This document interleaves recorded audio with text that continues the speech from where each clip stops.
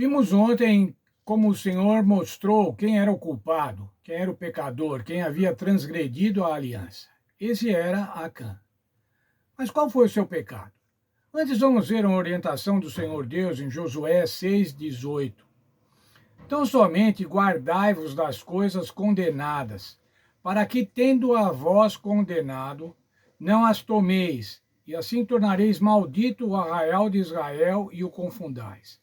Prata, ouro, bronze e ferro serão consagrados ao Senhor. Essa era uma orientação antes da tomada de Jericó, com relação aos despojos da guerra, como é que eles deveriam ser tratados. Os metais preciosos deviam ser trazidos para a casa do Senhor e o restante devia ser destruído. Mas vamos ver a confissão de Acã, Josué 7, versos 12 a 21. Primeiramente, Josué disse para ele: filho meu, dá glória a Deus. Estava tratando com carinho, mas dá glória a Deus, é o Senhor Deus quem vai fazer o julgamento. Declara-me o que fizesse, não me ocultes nada. E agora então, vem a confissão de Acã. Pequei contra o Senhor e fiz assim. Vi uma bela capa babilônica e a tomei. Vi também 200 ciclos de prata, aproximadamente 2 quilos de prata, e uma barra de ouro de 50 ciclos, aproximadamente 500 a 600 gramas. Eu vi, eu cobicei, tomei, escondi na minha tenda.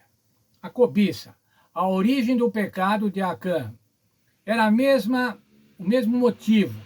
A cobiça de Lúcifer, em querer ser igual a Deus. A cobiça de Eva, em também ser igual a Deus. Satanás disse para ela: vocês vão ser como deuses, e ela cobiçou ser como Deus. Infelizmente, o texto bíblico não dá nenhuma indicação de que Acã mostrou qualquer sinal de arrependimento real. Ele esperava permanecer escondido até o fim. Sua atitude desafiadora o qualificou para ser considerado um ofensor arrogante, para quem não havia expiação de acordo com a lei de Moisés. Veja, o Senhor tinha dado uma noite toda. Lembra, ela anunciou: amanhã você vai conhecer, amanhã nós vamos julgar. E agora, nesse período, ele não se arrependeu. A queda de Lúcifer também foi realizada por conta da inveja e da cobiça da posição do Senhor Jesus Cristo. Isaías 14:14 diz assim: subirei acima das mais altas nuvens e serei semelhante ao Altíssimo. Era isso que ele queria, ser igual ao Altíssimo. Cobiçou a posição do Senhor. A queda de Adão e Eva também, a cobiça de ser igual a Deus. Sereis como Deus. A queda de Acã, a cobiça de bens materiais. As palavras de Acã em Josué 7:21 lembram a queda de Adão e Eva. A mulher viu que a árvore era desejável e finalmente tomou do seu fruto. Em sua confissão, Acã admitiu que viu no saque um belo manto de Sinar, 200 ciclos de prata e uma barra de ouro. Então ele as cobiçou e tomou. Assim como no caso de Adão e Eva, a escolha de Acã revela que o pecado da cobiça é o pecado da incredulidade, a qual suspeita que Deus não deseja o melhor para as suas criaturas e esconde delas alguns prazeres requintados que pertencem apenas a ele mesmo. A atitude de Acã, um membro do povo de Deus, confrontada com a de Raabe, mostra como é a graça do Senhor Deus. Raabe era uma cananita, pertencente a um povo pagão. Além da alusão à queda humana, o texto de Josué destaca o forte contraste entre as atitudes de Raabe e de Acã. Ela levou os espias para o telhado e os escondeu dos soldados. Ele tomou as coisas condenadas e as escondeu de Josué. Ela mostrou gentileza aos espias israelitas e os ajudou a garantir a vitória. Ele trouxe problemas a Israel por sua ganância e garantiu a derrota. Ela fez uma aliança com os israelitas. Ele quebrou a aliança com Yahvé. Raabe salvou a si mesma e sua família, e eles se tornaram cidadãos respeitados de Israel. Acã condenou a si mesmo e a sua família à morte e se tornou um exemplo de vergonha. Veja, irmãos, como é grave isso.